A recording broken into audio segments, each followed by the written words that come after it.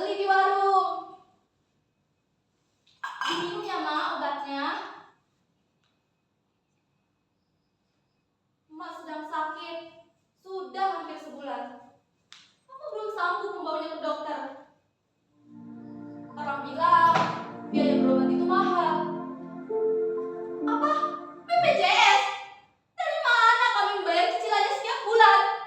Bu Siti yang bekerja di puskesmas pernah bilang, iuran BPJS yang sengaja menunggak atau tak dibayar terancam terkena denda. Ya sudahlah, orang susah dilarang sakit. Itulah mengapa sudah hampir sebulan ini aku menggantikan pekerjaan Mak, memulung sampah yang sengaja dibuang. Padahal tindakan mereka dapat merusak bumi. Sejak Bapak meninggal 5 tahun lalu, Maklah yang mencari nafkah. Mak sempat menjadi buruh cuci dengan upah yang ikhlasnya. Dengan upah yang kecil, tak sebanding dengan resiko yang emak hadapi. Kalau ada kain yang rusak ataupun luntur, emak harus menggantikannya 2 kali lipat. Lambat tahun, tenaga emak mulai berkurang. Kini, emak lebih memilih untuk menjadi pemulung sampah. Emak ingin sekali aku menjadi guru. Menjadi guru adalah cita-cita emak dulu. Ini, bagaimanapun pedihnya hidup, ingatlah kamu masih memiliki Tuhan. Jangan menyerah untuk menggapai cita-cita ya, Nak. Begitu pesan emak. Kini emak sedang sakit keras. Oh ya, dari sampah-sampah ini aku bisa hidup. Pepatah pernah bilang, sampah satu orang adalah harta bagi orang lain. Ya, itu benar. Dari sampah-sampah ini aku bisa jajan, aku bisa makan, aku bisa bersekolah. Bahkan kalau ada uang lebih, aku bisa membeli pulsa internet. Lihatlah langit biru itu, Aini. Kesanalah matamu harus memandang. Apa yang telah kamu lakukan akan menjadi cahaya bagi orang di sekitarmu. Berapa banyak ton sampah yang telah engkau dan emas selamatkan. Jika tidak, itu semua akan menguburmu.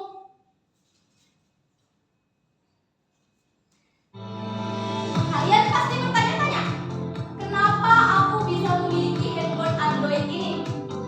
Kalian pasti curiga, karena aku anak pemulung. Ya kan? Baiklah. Aku akan sedikit bercerita. Jadi, dalam rangka memperingati 17 Agustus tahun lalu, Pak Lurah memintaku untuk mengumpulkan teman-teman untuk mengikuti lomba gerak jalan.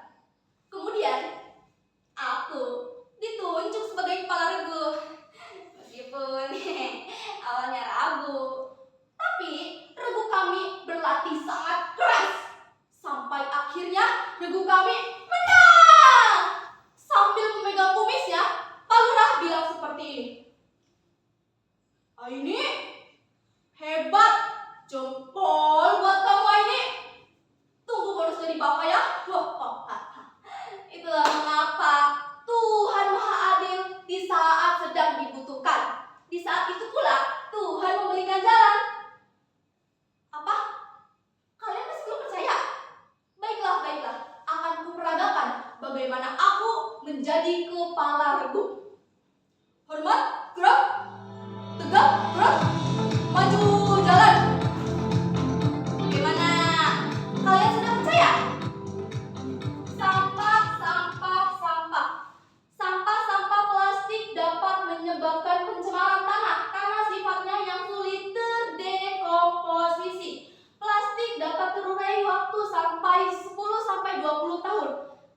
Saat ini Indonesia menghadapi krisis sampah plastik. Konsumsi penduduk setiap harinya meningkat.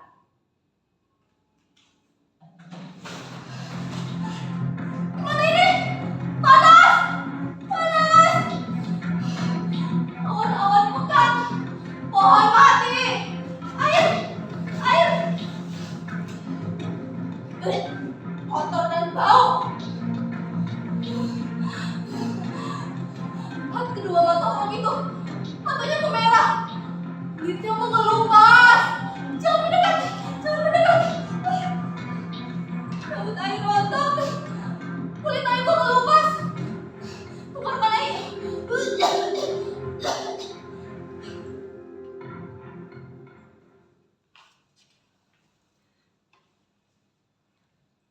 Apakah ini sebuah firasat?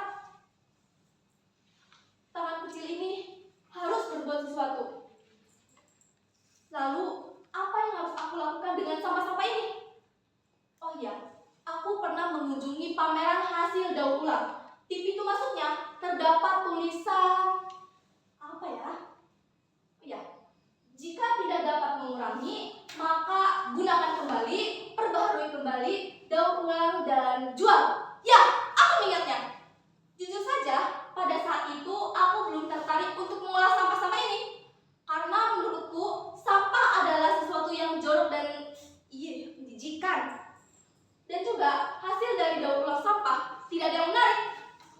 Pada saat itu, guru pernah mengajak aku untuk workshop. Di sana diajarkan bagaimana mengolah sampah-sampah ini. Misalnya, koran bekas yang dijadikan vas bunga, kemudian tas bekas yang berasal dari kemasan saset, dan masih banyak lagi. Lalu, mengapa aku harus minder dan malu ya? Kenapa aku harus sibuk berimajinasi dengan opini orang lain?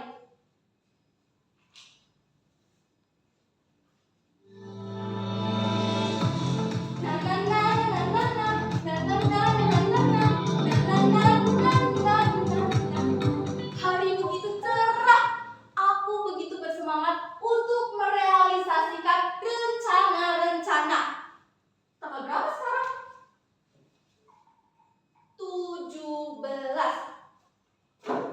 Oh ya, emak sudah mengizinkan ruang tamu ini untuk dijadikan sebagai galeri sekaligus tempat pelatihan.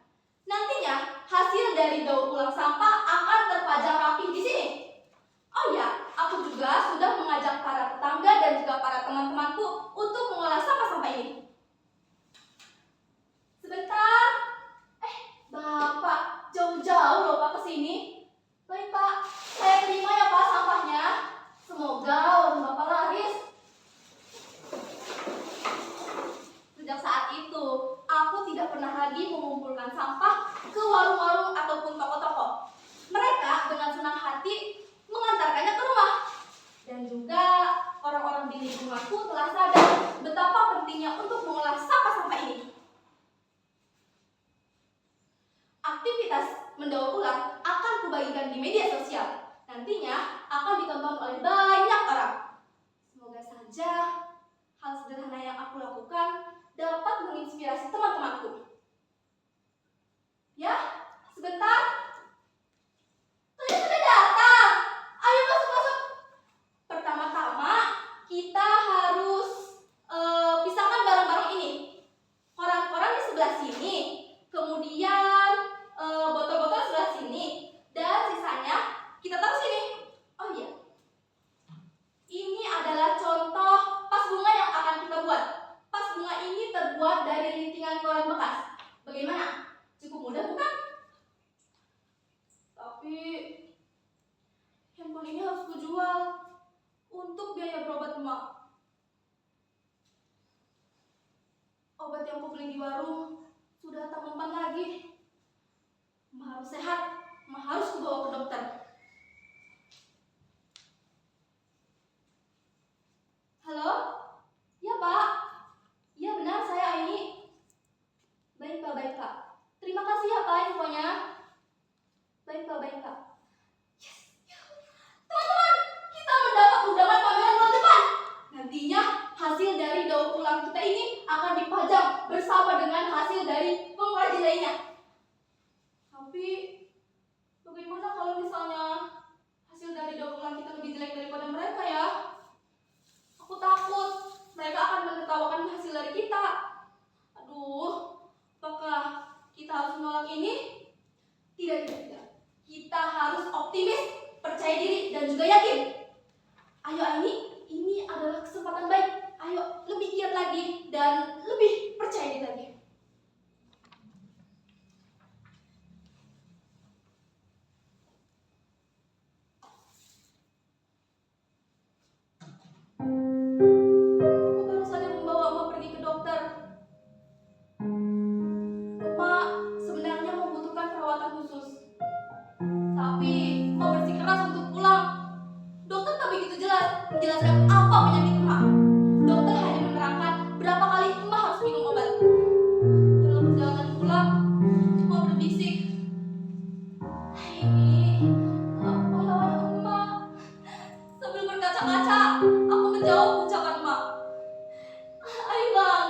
mak.